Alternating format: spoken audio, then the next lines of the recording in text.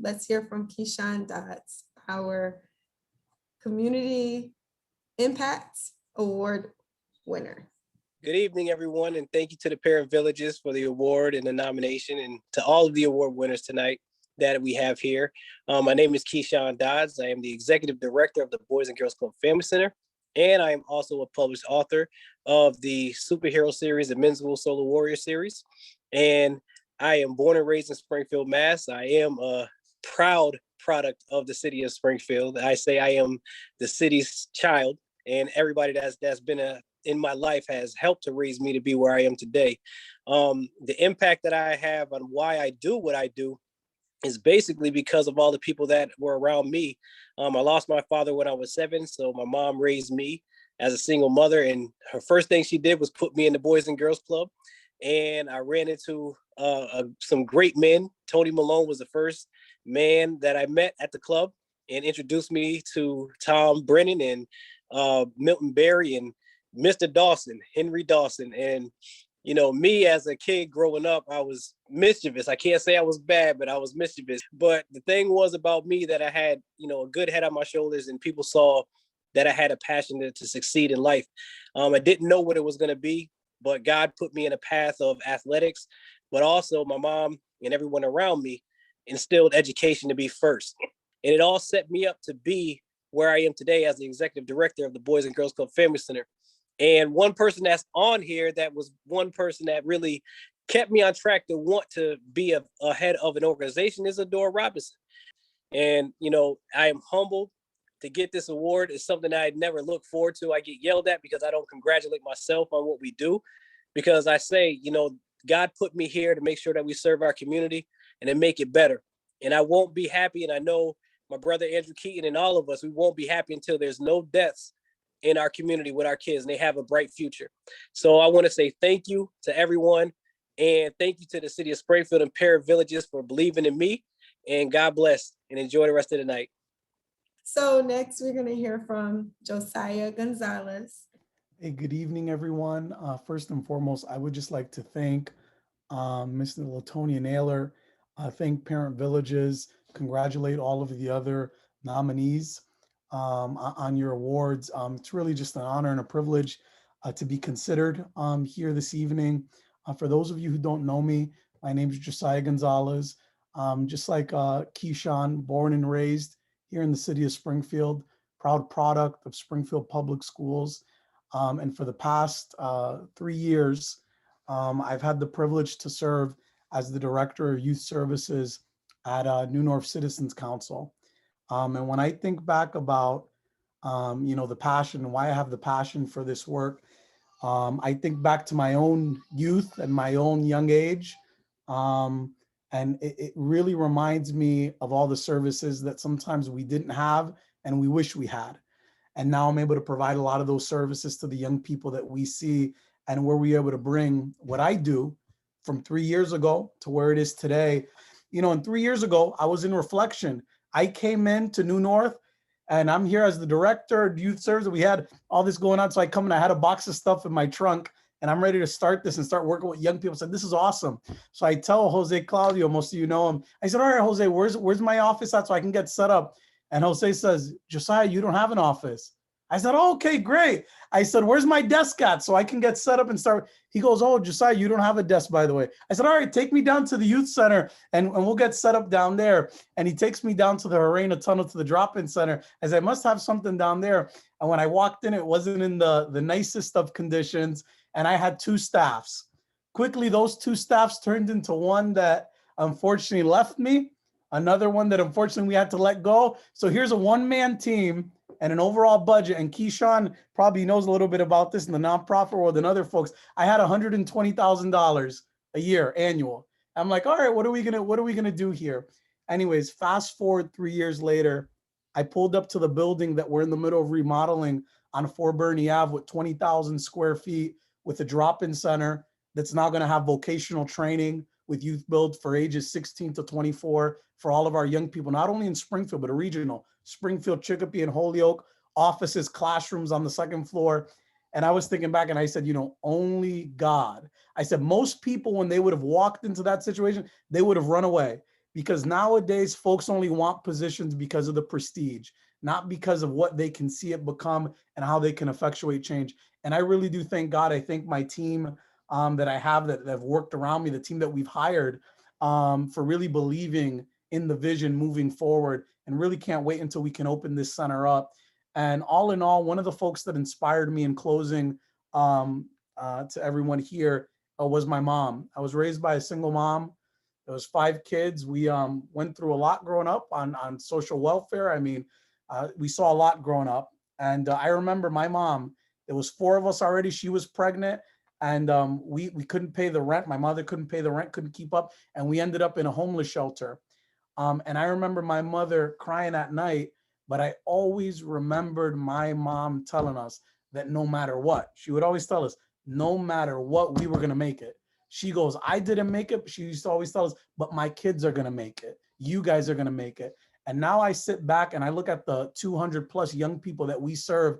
And I said, if nobody has told you that you're going to make it, I'm telling you today that you are going to make it. Thank you, Josiah, our Servant Leadership Award recipient. We are so thankful for you. And thank you for sharing that story. At this time, we're going to hear from Dina Cooper, our educator in action. My name is Dina Cooper, and I am currently the assistant principal at Springfield Honors Academy. My vision and my passion in undergrad was always working with people. I thought I was going to be a social worker. I thought I was going to build a home for single moms, and we were going to have classes and you name it. I had a vision for it. My family is big in education in terms of getting it, as well as working in the field of education. And so I understood the passion behind what I had saw years and years of between my aunts and cousins and those who truly just loved what they did.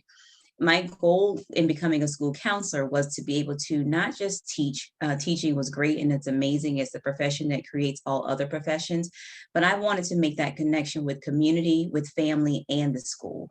There was something that was missing originally from Georgia. Small town in Georgia, we were all family. And that village piece was currently there. When I moved to Springfield and also to Boston, it wasn't as apparent as I wanted it to be when it came to the education piece. And so my goal was to always make that triangle. And I always look at education as the student at the top, the parent, the family at the bottom, and the school on the other end. And it's holding up that child. And then I moved into becoming an administrator. I didn't feel like I was able to make as much waves as I could as a school counselor. I was, again, communicating to students, making them see that college was possible. All of it was amazing, but I still felt like I need to do more. I want to do more. I want to have more of a voice. I moved into the administrative piece, and I love it. It's where I am. It's my passion. It's, again, what I see myself doing. And I'm able to, again, use my position as not power, but the power to be able to impact families, the power to be able to help students understand how to communicate effectively with their teachers, the power to hold our teachers accountable for our students, and understanding that they have the ability. They just need the relationship. Thank you so much, Dina. I appreciated that. So at this time, we're going to hear from none other than Siobhan Kahns, who is the principal at White Street and has been such a blessing personally to me and my children. So I thank you for everything that you do, and we will hear from you at this time. So my name is Siobhan Kahns, and I am currently the principal at White Street School, and I have been for the past 3 years, but I've been at White Street School in the administrative role for 6 years. I was what the city had in place as an associate principal, so it was kind of just a tiny tier down from principal previously. This is my 23rd year in Springfield as an educator. I think, unfortunately, one of the things that sort of inspired me was feeling what didn't work as a kid and knowing that it didn't feel right at times for me. And I wanted something different. And I felt like as a child, I had more of a vision for what I thought education could be and how students could be more part of their education and still, like, with their voice and having some say in how things were run and managed, could be, receiving all of the adult education that we needed to become adults ourselves. So to be honest, I do think of my 5th grade experience, one of which was not so positive, And I think that that might be the moment that I decided to be an educator, when I was in 5th grade. I am very different in some really fundamental basic ways from my students. And so I recognize that difference, but also try to constantly make them feel like I am there to validate what they know and what they bring to the experience. So when I was a college student at UMass, I did, like Latonia said, I had the opportunity to study abroad. I pressed my parents to allow me to go to Latin America, which was really scary for them because my mother doesn't have more than probably a 6th grade, reading level, maybe if that. And my father, has a good reading level, but their geography and knowledge of the world and politics and things wasn't there. But my older brother was, saying, like, really afraid of the possibility of me being alone in Colombia, which was one of my first choices, for an entire year. And what I got to learn from that was to kind of bring an open perspective to all of my work that I do daily, and not to bring in value judgments, and to try and look outside of myself for what might be something that other people want and need, and whatever the answer might be. So when I was an education major at UMass, they were only at that time offering student placements in the surrounding suburbs of UMass. Strangely, it was just this one weird year. And I fought that because I knew that I was never going to teach in a suburb. It was really about me wanting to go learn and be somewhere where I needed to understand more. I talked to my staff one August PD. I remember launching with them, and that typical kind of like story of like not making assumptions about what students and people bring to the table, because it's really important for new educators coming into the system to really get them to be thinking about their students and what they bring to the table. I remember telling the story of my nephew who lives in Wilbraham at my mom's house, his Irish grandmother's house, picking up a clothespin and being completely confused by the function of the little spring and wondering what that item was. He literally asked, "What is this?" And it's a story I tell all the time because I always want my teachers to know that they're not coming into kind of an empty void or a place where they have to come and save kids or bring knowledge to kids. I want them to understand that there's just difference, and that when I worked at Harena, I had a little guy who is in 2nd grade who could head home and take a can opener, open up the can of soup, and cook for himself his own dinner. And that is intelligence. And some other teachers would kind of be like, well, he's cooking for himself, isn't that horrible? But I have kids who I have to teach how to use the can opener. So I always want to remind my teachers that they have to enter into these relationships with that perspective of trying to see what there is and what is being brought to the table. Thank you, Siobhan, for sharing that story. I'm going to now turn the floor over to Drew, and then we'll be wrapping up with Mrs. Dora Robinson.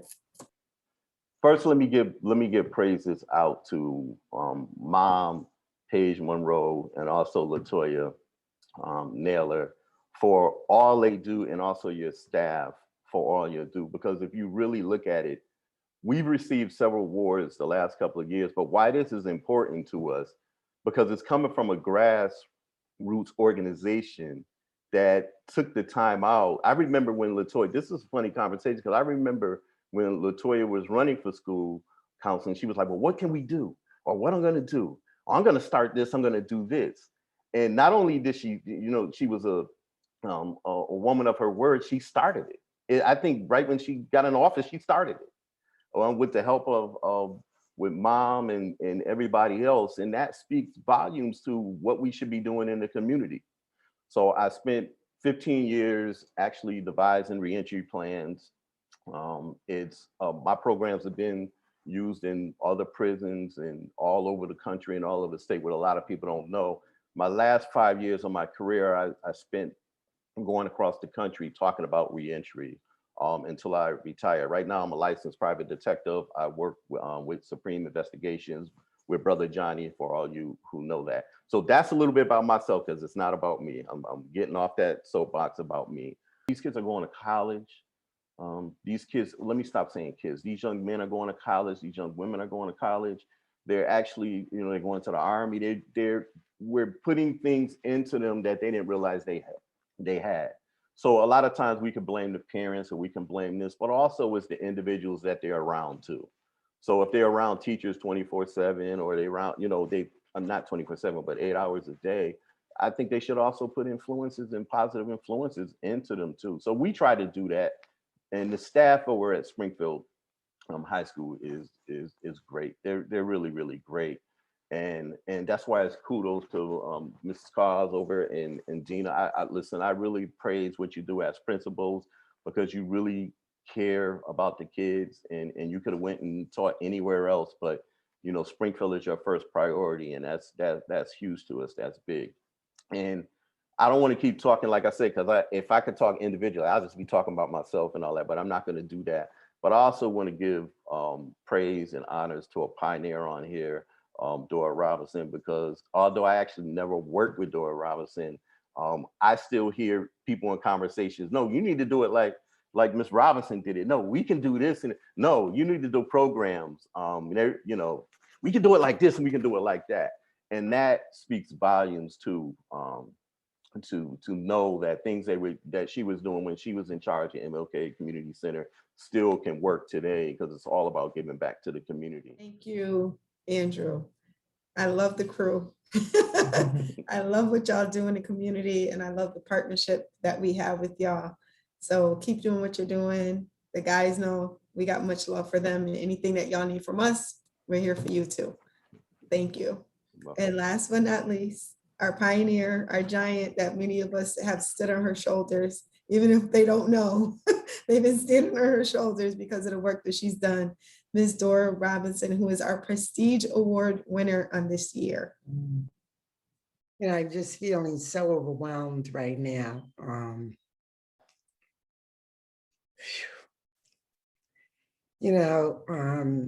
Each and every one of you, all of the awardees and board members again, and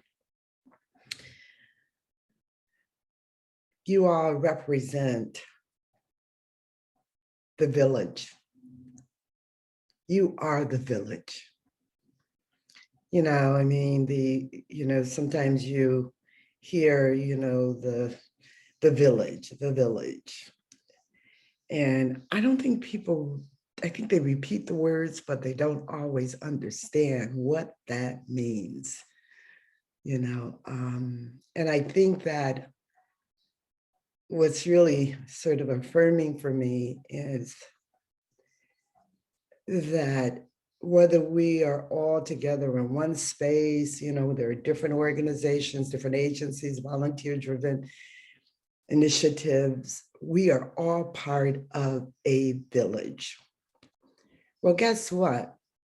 When you're already starting, you're not on the same level field, you don't have the same opportunities, somebody needs to stand in the gap.